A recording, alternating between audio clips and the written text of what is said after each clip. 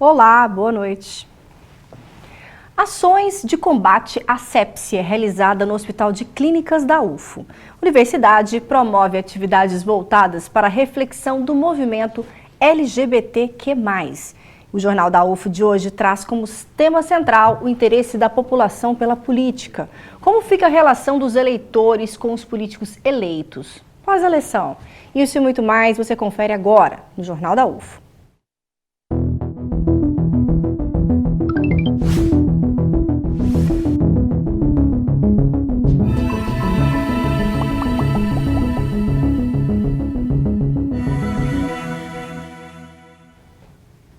O UFO promove campanha para combate à sepse, popularmente conhecida como infecção generalizada. Segundo a Organização Mundial de Saúde, a sepse é um problema de saúde mundial, com 31 milhões de casos por ano e mais de 6 milhões de mortes registradas. Países membros, dentre eles o Brasil, foram convocados a desenvolver melhorias de prevenção, diagnóstico e tratamento. Confira. A última sexta-feira foi marcada pelo Dia Mundial de Combate à Sepse. A infecção é responsável por 30% da ocupação de UTIs no Brasil e causa a morte de mais de 50% dos pacientes. Para tentar diminuir esses números, o projeto coordenado pela enfermeira Márcia Silva atua há 5 anos no Hospital de Clínicas da UFO, com a proposta de conscientizar a todos. O profissional, ele precisa passar por um treinamento, né? Esse profissional que está ali na linha de frente, ele precisa ser treinado por reconhecimento da sepse. Então tem que ser dado treinamentos, capacitações, para que ele reconheça sinais e sintomas. Já o público leigo, que seria no caso o paciente, a gente levar essa informação. Quais seriam os sinais e sintomas, como prevenir, é possível prevenir uma sepse? Sim, é possível prevenir. Como que algum público leigo vai prevenir? Ele vai manter o cartão de vacinas atualizado, ele vai ter uma higienização correta, né? Aquelas pessoas que têm doenças crônicas como diabetes, hipertensão ou outras doenças como câncer, como AIDS, essas pessoas são grupos de riscos, elas oferecem um risco maior de desenvolver um processo infeccioso e, consequentemente, evoluir para uma sepse. A sepse é um processo infeccioso que apresenta uma resposta exagerada do organismo com o intuito de combater uma infecção, o que pode comprometer o funcionamento dos órgãos e levar o paciente a óbito. Esse processo é extremamente rápido, por isso a importância de conscientizar, já que é difícil diagnosticar a sepse. Identificar a sepse não é fácil. Por quê? Porque ela não tem um sinal e sintoma específico para ela, mas são sinais que você pode identificar uma infecção primeiramente, que seria febre, coração acelerado, que seria taquicardia, dificuldade respiratória, né? Aumento em leucócitos nos exames, e isso seria indicativos de um processo infeccioso. Para tentar explicar a importância e os riscos dessa infecção, a solução foi fazer da brincadeira uma ferramenta de conscientização. Os alunos viraram bactérias e dançaram ao ritmo de uma paródia que faz alusão ao combate à sepse. A sepse mata de montão. A gente pergunta se eles sabem o nome, se eles conhecem o nome antigo, o nome popular. Pergunta se conhece o tratamento, se já teve algum familiar que já teve, ou se a pessoa mesmo já teve contato direto ou algum conhecimento. A prevenção, ela é mais barata do que o tratamento. Então a gente falar para a população o que é a sepse, como ela ocorre, como ela tratar, para o pessoal ter uma noção, é mais fácil do que eles adquirirem a sepse e fazer o tratamento. Então essa é a importância da gente atingir principalmente a população e não os profissionais de saúde. No próximo domingo acontece a 18ª Parada LGBTQ+, em Uberlândia. E durante toda a semana, uma série de atividades sobre questões ligadas a esse movimento acontecem aqui na Universidade Federal de Uberlândia. Confira algumas informações com o repórter Júnior Caritel. Olá para você que acompanha o Jornal da UFO. Neste fim de semana vai acontecer a 18ª Parada LGBT aqui em Uberlândia. E eu estou com 2 entrevistados aqui que vão falar melhor para a gente como que vai ser a programação, qual o público-alvo que essa parada pretende atingir. Qual que é a importância desse evento que está na 18ª edição? Então, a importância da parada, gente, encontra na própria trajetória histórica do movimento, né, de como que ele existiu, né. A primeira parada aconteceu há 50 anos atrás, então este ano de 2019 é uma data comemorativa desse movimento. O correto é a gente chamar de parada do orgulho LGBT e não comumente como as pessoas se retratam como parada gay, porque o movimento de orgulho é um movimento histórico, é um movimento que tem uma trajetória política e social de resistência, um movimento que, assim como o movimento das mulheres, dos negros, né, tem no seu cerne a luta pela expressão, pela liberdade. A gente vive momentos, né, ainda de discursos de ódio, de uma política ainda opressora, que tentam nos calar, que tentam diminuir as pessoas LGBTs, né, fazer uma segregação. E, Sofia, além de toda essa temática, né, essa força que tem a parada LGBT, qual que é o público que vocês pretendem atingir? A parada ela é um movimento, por ser político, é um movimento, né, de conhecimento, de história. Então a gente busca alcançar o público em geral da cidade, né, de Uberlândia.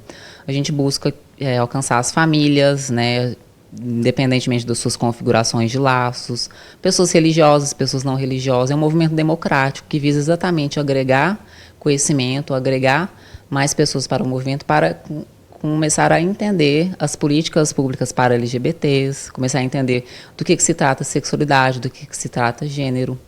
Nos últimos 2 anos, né, agora pelo 3º ano consecutivo, a Triângulo Trans é a organizadora oficial do evento, né?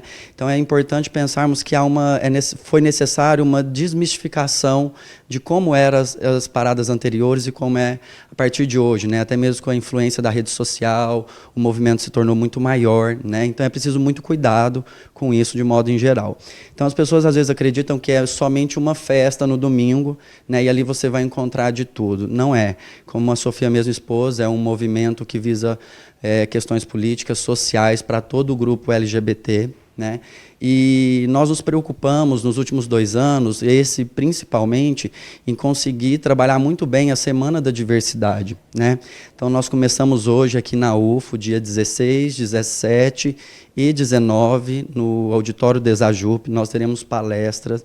No dia 18, no auditório da UAB, nós teremos uma premiação para empresas e projetos que acolheram o movimento nos últimos anos. E todo esse cronograma foi pensado no intuito de trabalhar conteúdo, trabalhar informação. Estamos aqui para convidar todos vocês também e para debater nossas questões, porque nós existimos, estamos aí nas empresas, nas famílias, e é muito importante que haja essa luta em prol do respeito à diversidade. Tá certo. Muito obrigado pela participação, pelas informações. Júnior Caritel para o Jornal da UFO. Falando agora sobre política. Você se lembra quem votou nas últimas eleições? As urnas foram abertas para você escolher um deputado estadual, um deputado federal, 2 senadores, um governador e um presidente. Isso nas últimas eleições. Agora saiba como fiscalizar a atuação do político que recebeu o seu voto de confiança ou que se elegeu na sua região. Confira na reportagem especial de Fernando Cunha com imagens de Lucas Guerreiro.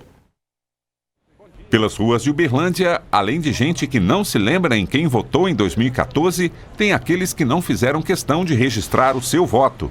Outros acompanham a atuação dos parlamentares apenas pela mídia. Lembro sim, o deputado que eu votei nele, tanto para estadual como para federal, a gente acompanha a distância, principalmente Brasília, né, que é mais longe, a gente acompanha através de vocês da mídia, né? E o outro que eu votei para estadual, a gente acompanha, a gente tem até uma certa facilidade de ouvir ele por aqui sempre, né? Então a gente acompanha, sim. Para deputado eu não votei. Por quê? Não tinha opção na época, não quis também saber quem estava, só pensei só no presidente mesmo e no governador. A descrença com a atuação dos deputados federais também é grande. Normalmente o que a gente acompanha realmente é tudo aquilo que vai contra a vontade do povo, né? São decisões que são tomadas que realmente surgem com o propósito realmente de prejudicar a vida de todo mundo e nunca para melhorar, né? Então realmente por conta disso, né, existe essa descrença mesmo, né, com a política. Pesquisa realizada em 2018 pela Ideia Big Data ouviu 5.003 pessoas em 37 cidades do Brasil. 79% dos brasileiros não se lembravam em quem votaram nas eleições de 2014 para o Congresso Nacional. Além disso, 85% disseram que não acompanhavam a atuação dos parlamentares que ajudaram a eleger. Outros dados da pesquisa mostram que 84% dos entrevistados acreditam que os parlamentares não representam o povo brasileiro e para 73% eles não trabalham em prol dos interesses da nação. Esta professora do Instituto de Ciências Sociais da UFO, atuante em ciência política, explica que o desinteresse dos brasileiros pelas ideologias políticas é um fator histórico. O voto, na maioria das vezes, é dado a quem o eleitor acha que trará recursos para sua cidade ou região. O eleitor brasileiro ainda atua muito pensando na pessoa, o que seria uma cultura política mais personalista e também muitas vezes focada no local, no regional, por exemplo. A visão de que eu vou votar no deputado que tem mais chance de lá em Brasília ter mais influência para poder trazer mais recursos, até financeiros, para a região ou para a cidade, né? Então isso é uma visão histórica, né, do Brasil, que vem desde a República Velha, desde a chamada República Oligárquica. Um interesse maior ocorre somente em época de eleições e quando são influenciados por grupos políticos. Há momentos na sociedade em que o interesse político ele aumenta e que a esperança política também aumenta. Isso é muito conjuntural. Quando há, por exemplo, um acirramento maior, uma polarização política maior, entre projetos que visivelmente são contrários, são entre esquerda e direita, por exemplo, né? Quando há coalizões, frentes partidárias, em que há uma ideologização maior da disputa política. Então isso vai variar. Ainda segundo ela, a figura do poder executivo chama mais a atenção do que o poder legislativo. As decisões políticas passam pelo Congresso Nacional e não como se pensa no Brasil, por causa dessa cultura personalista, né, que o presidente ou a presidenta da República vão decidir tudo sozinhos. Então, assim, as leis mesmo, que devem ter uma validade de maior prazo, são decididas no Congresso Nacional. Então, a importância de você acompanhar, né, seria justamente para você saber e se informar cada vez mais, né, de que se aquele partido, aquele candidato que você votou, está condizendo ou não com as suas expectativas. Há diversos caminhos para chegar às informações sobre os deputados federais. Um deles é no próprio site da Câmara, que apresenta informações sobre os gastos dos parlamentares e suas atividades. Há também o aplicativo Meu Deputado, criado por estudantes da PUC do Rio Grande do Sul, com dados do portal da Transparência. Para falar sobre essa questão que é destaque no JU de hoje, recebemos aqui no estúdio o professor Edilson Gracioli, que é do Instituto de Ciências Sociais. Boa noite. Boa noite, Patrícia. Boa noite, Valmert. Também o professor Alexandre Valmert, que é da Faculdade de Direito da UFO. Boa noite, professor. Olá, boa noite. Gostaria de começar primeiro com o Valmert, viu, Gracioli, pelo seguinte. Eu queria saber essa aparente apatia do brasileiro com relação ao acompanhamento dos políticos eleitos. Seja um político que ele ajudou a eleger ou não. Porque podemos afirmar que há mesmo essa apatia do brasileiro quando o assunto é política? Eu acho que é uma parte, né, uma parte significativa do eleitorado que realmente se mantém relativamente alheia ao que está acontecendo, por razões variadas, né? Inclusive o primeiro bloco aqui do jornal mostrou a professora relatando isso. Agora, veja, não dá para acreditar que isso ocorra em todo o eleitorado. Nós temos grupos, nós temos pessoas articuladas, né, seja lá para que interesse for ou para que interesses estão sendo pautados ou de interesse desses grupos. E também, veja, de uma maneira ou de outra, quando nós falamos políticos, e aí tem uma coisa importante, talvez esse relativo distanciamento seja mais forte com a Casa Legislativa. Sim. Eu duvido que qualquer brasileiro ou brasileira não tenha pelo menos umas 2 ou 3 informações razoavelmente atualizadas sobre, por exemplo, o desempenho do chefe do executivo. Sim. Federal mais ainda, estadual um pouco menos, e mesmo no município como Uberlândia as pessoas têm o acompanhamento. Então, eu diria assim, é um cenário muito fragmentado, né? É um cenário de várias realidades distintas, mas é claro, há um distanciamento. E isso envolve, né, uma mudança que não vai acontecer de uma hora para outra, né, para nós aumentarmos esses canais de participação. Excelente. Então, é importante a gente falar que, principalmente do legislativo, né, os nossos parlamentares, seja ele deputado estadual, federal, os nossos senadores. E aí, professor Edilson, como é que você vê essa questão? Ela é cultural no país?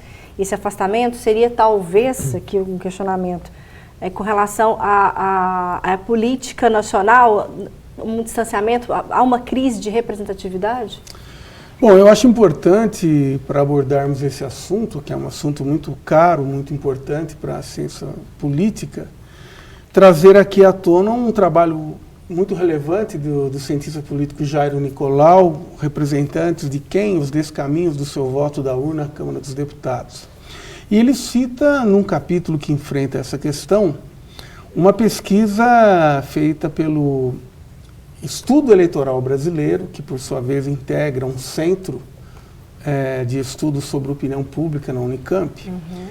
E é uma pesquisa que tem duas características muito importantes. Foi feita em 2014, foram ouvidos quase 4.000 eleitores do Brasil, 45 dias após a eleição de outubro, portanto... Estava bem quente ainda, bem né? quente. O que essa pesquisa revela? Para deputado federal, 45 dias após a eleição, 46% dos entrevistados não se lembravam em quem tinham votado. 22% se lembravam, né? Ou melhor, 22% diziam que não votaram em ninguém e só 32% atestaram que se lembravam. Para deputado estadual, esse número é mais gritante ainda. 49% dos eleitores, a 45 dias da eleição ocorrida, não se lembravam. Por que acontece isso? Por várias razões. Seria uma amnésia pós-eleição, inclusive né? Ele utiliza essa expressão, amnésia do eleitor. Né? Porque a relação política no Brasil ainda está muito personalizada, eu concordo em parte com o que a minha colega do Instituto falou.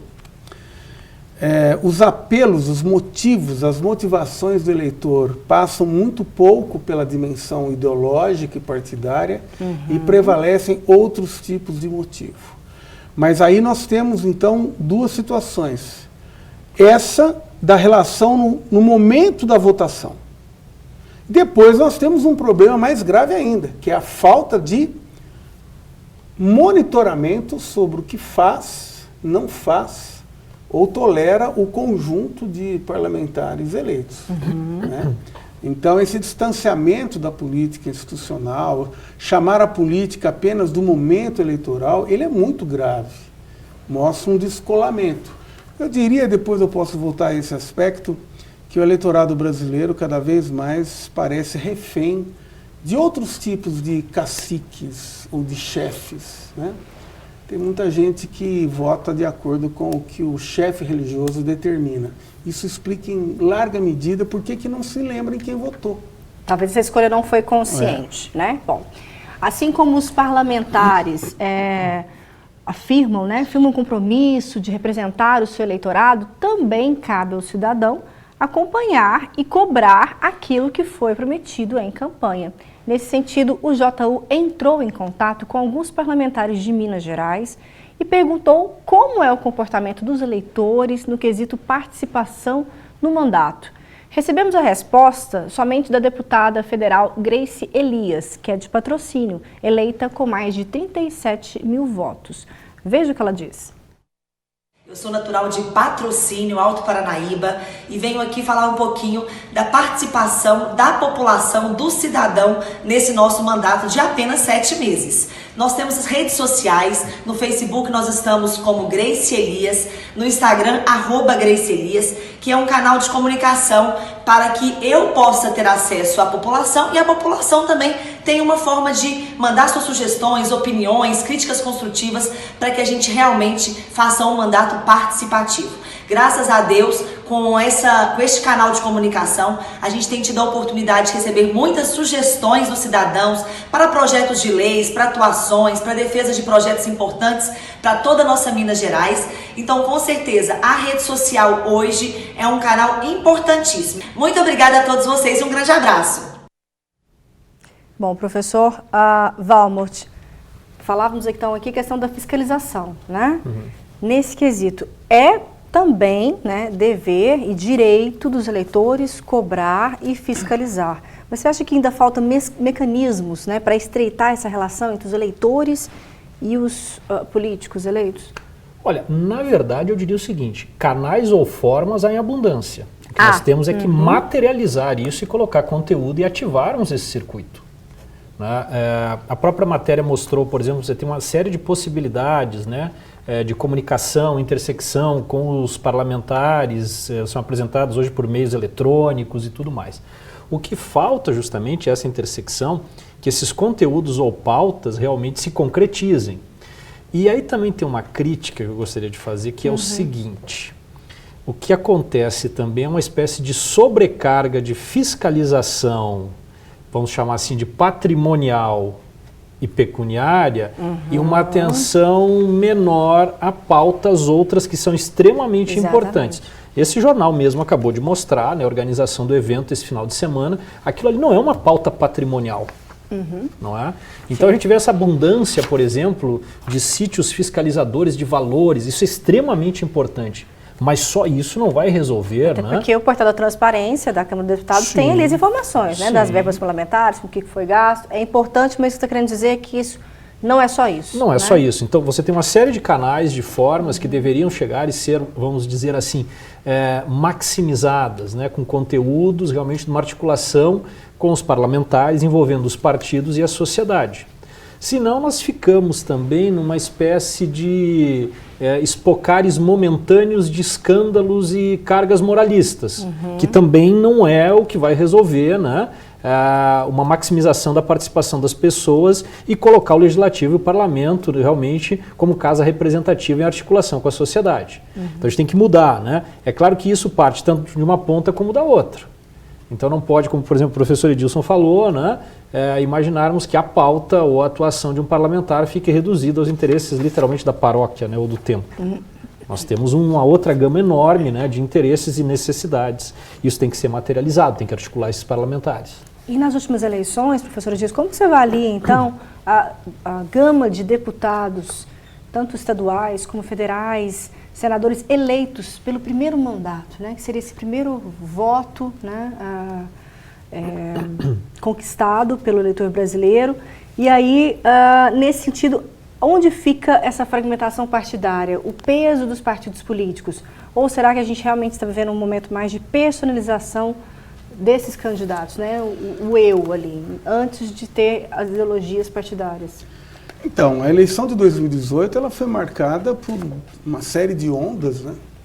Essa onda da chamada nova política. A palavra novo na política brasileira é das coisas mais velhas e velhacas. Né? Nova República, República Nova, Brasil Novo, Estado Novo. Né? Então, nada mais antigo do que isso. Basta pensar que o atual presidente da República foi deputado por 28 anos, né? Ele é a expressão daquilo que se chama velha política. A família inteira é uma dinastia de mandatários. Né? Então, por que nós chegamos a isso? Que motivações o eleitor tem na hora de votar? Eu repito, afinidade ideológica e vinculação partidária são as menos importantes. E aí está uma das tragédias da política brasileira. Então, o que fica no lugar disso? O voto digamos, por fidelidade ao grupo a que se pertence. O voto por interesses na base do clientelismo. A própria figura das emendas parlamentares, claro, se elas existem, elas devem ser usadas da melhor maneira possível. Mas ela revela um pouco essa dimensão do toma lá da cá, do balcão. Né? Quando o executivo quer aprovar alguma coisa, ele libera ou restringe as emendas parlamentares. Esse não é o principal papel do deputado. Representante político não é uma espécie de subprefeitura ou de subgoverno do Estado ou de subgoverno federal. A representação política é algo muito sério. E essa fragmentação se expressa hoje, por exemplo, no número de partidos que têm representantes na casa. 28 partidos. Muitos puxados, talvez, por uma pessoa... E aí eu quero aproveitar, Patrícia, e chamar a atenção para um detalhe. Começa a crescer na sociedade brasileira um outro modismo de candidaturas avulsas. Esse recurso existe em alguns sistemas políticos, até cabe, mas imagine o seguinte, são 513 parlamentares, candidaturas avulsas jogam para 100, 200, 300, o número de parlamentares sem vínculo orgânico com nenhuma dimensão programática. Cada cabecinha uma sentença. É mais um desafio para o eleitor, né? Um caos. Bom, veja agora como fica a previsão do tempo para esta terça-feira. Será que as temperaturas vão continuar subindo? Veja.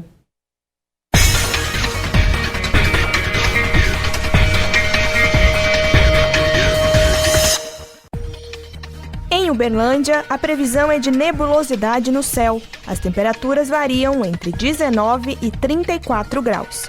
Céu encoberto por nuvens em Patos de Minas. Termômetros marcam entre 19 e 34 graus. Dia nublado também em Monte Carmelo. A mínima fica 18 graus e a máxima 34. Em Tuiutaba, há variações de sol e céu nublado. A temperatura mínima é 18 graus e a máxima 41. Em Abadia dos Dourados, céu com algumas nuvens. A mínima é 19 graus e a máxima 36. Agora fique por dentro dos eventos que serão realizados pela UFO nesta semana.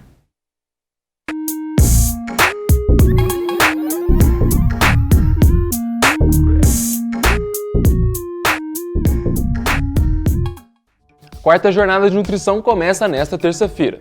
Durante o evento serão realizadas palestras e workshops com professores de educação física, psicologia, nutrição e outros profissionais, além de degustações. As palestras acontecem no bloco 2A, já os workshops no bloco 8C. Os dois localizados no campus Umuarama. A 7ª semana de História do Pontal também está marcada para terça-feira. O evento tem como tema Democracia, Direitos Humanos e Ensino. O objetivo é refletir sobre a democracia nos tempos atuais e debater soluções para a preservação do direito à educação. Este domingo é o Dia Mundial da Limpeza. Em comemoração, Uberlândia e mais de 600 cidades do Brasil participam de um evento mundial em prol da cidadania e da conscientização ambiental. Os voluntários vão recolher resíduos nas vias, calçadas, terrenos e até da parte interna do rio Uberabinha. Para se inscrever, acesse o site eventos.ufo.br. Eu fico por aqui, na próxima semana eu volto com mais dicas de eventos para você. Até mais!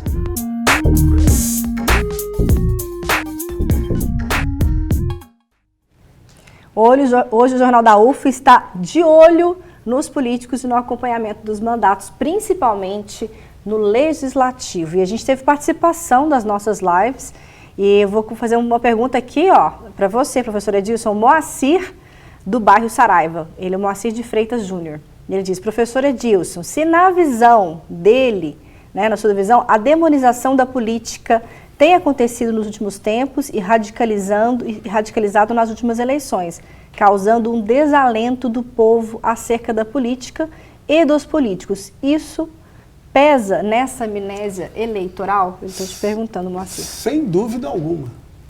E eu diria que a criminalização da política partiu do partido da Lava Jato, ou foi potencializada significativamente pelo partido da Lava Jato. Quer dizer, parece que o mercado é santo e a política é só pecadora, né? Quando nós sabemos que o esquema da campanha do ano passado foi um esquema regado com recursos empresariais ilícitos. Muitos não declarados, né? Não declarados, são fortunas. Isso ainda um dia virá à tona, como tem vindo à tona pelo The Intercept, a partidarização da Lava Jato, né? E a demonização da política, sem dúvida alguma, é algo que influencia nefastamente a opinião pública em geral e, em particular, dos eleitores. Bom, podemos ampliar esse debate para o papel da mídia, né? Teríamos aqui, fazer um outro jornal para a gente ampliar esse tema, mas tivemos uma outra participação, que é da Célia Rocha Clavo. E aí eu vou direcionar ela fez um comentário, né? Mas ela também pergunta, o dono da van ameaçou demitir seus funcionários caso Bolsonaro não fosse eleito. Outros empresários também fizeram isso. Talvez isso explique também, no caso a gente está falando sobre essa mesma pauta da demonização da política. O que vocês acham? No caso aí é mais do que demonização, né? Uma utilização forçada, perversa do poder econômico, né? Agora, nós temos também algumas vantagens nisso. Quais são as vantagens? É que, na verdade, o poder político é um grande regulador do poder econômico, não é? E se nós temos esse senhor aí, que eu acho meio caricatura, com toda sinceridade, né, expressando isso, Por outro lado, nós temos, né, uma quantidade enorme de eleitores com garantias, que são garantias de um processo eleitoral feito com voto secreto, né, de maneira indevassável, a expressão do eleitor. Né? E é importante, inclusive, aproveitar esse momento para a gente colocar um pouquinho de discussão em algumas propostas que estão aparecendo aí, né, como o voto distrital e que tais, né, apresentadas essas propostas como a maravilha do mundo do sistema eleitoral brasileiro. É claro que o sistema eleitoral brasileiro, o sistema de representação tem problemas, a gente está discutindo isso agora, os telespectadores e as telespectadoras estão se manifestando, eu e o professor Edilson estamos apresentando pontos críticos, mas o sistema eleitoral brasileiro também tem lá uma série de vantagens, né? Especialmente nesse caráter de lisura, não é? Lisura na manifestação do voto, do eleitor, isso aí não foi uma coisa gratuita, né? Afinal, tivemos aí uma série de lutas, né, consideráveis para nós chegarmos neste ponto e neste patamar, não é? E, veja, ajustes no sistema, esses ajustes, isso não significa que nós vamos reinventar a roda aqui no Brasil. Então, voto distrital, por exemplo, é uma proposta que deve ser analisada criticamente se eu, na verdade, não vou criar enormes currais, como, por exemplo, desse senhor, né, com essa caricatura aí que ele faz. Né? Quem garante que ele não vai dominar lá seus currais, né, o ressurgimento dos currais e tudo mais? O sistema tem que ser aperfeiçoado, mas talvez o aperfeiçoamento não signifique necessariamente alteração nessas estruturas de voto. Como foi mencionado, talvez uma cobertura crítica por parte de todos os meios de comunicação, um alargamento desses canais, a massificação devida desses canais de contatos com os representantes políticos. Excelente, muito obrigada. Bom a gente ouvir a opinião de dois especialistas. Recebemos aqui hoje o professor Alexandre Valmont, que é da Faculdade de Direito, e o professor Edilson Gracioli, que é do Instituto de Ciências Sociais. Obrigada pela a colaboração de vocês. Lembrando que as opiniões aqui são individuais, assim como dos nossos telespectadores. Recebemos aqui o comentário da Célia Rocha Clavo, né, que nós fizemos questão de ler, e também do Moacir de Freitas Júnior. Muito obrigada pela participação de vocês. O nosso tempo, infelizmente, do jornal já esgotou. A gente encerra por aqui o jornal desta segunda-feira. Muito obrigada pela sua audiência. Lembrando que hoje, no Roda Viva, haverá um debate com o ex-presidente Michel Temer, logo mais aqui na TV Cultura, às 10 horas da noite. Bom, eu aguardo você amanhã, viu? Eu te espero. Tchau.